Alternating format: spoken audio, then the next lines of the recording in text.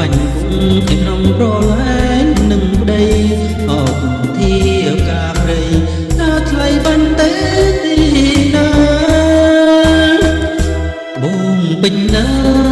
មានប្រាំងរាប់ពាន់ម៉ឺនលានសូមប្រូជាទៀនក៏ព្រីបងបានហាត់ថាអំរឹងធ្លាប់ដេកប្រែងធ្លាប់ដឹងអឡាចានឆ្នាំសឹកស៊ូថាថាស្រងជីវ៉ាបានទៅណាអី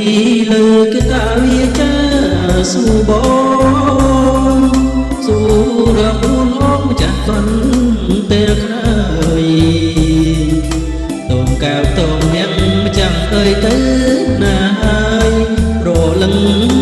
បងអើយបងសែនរងាទំនួញគីតាចរចាប្រាំស្រំបាយលិនស្នេហ៍នោះសូបិនមិនឆ្អិនមានដីមេត្តាបងយំរកស្រីសើចសើចជាមួយសង្សារតែបងអមគីតាជីវ៉ាសង្សារថ្មី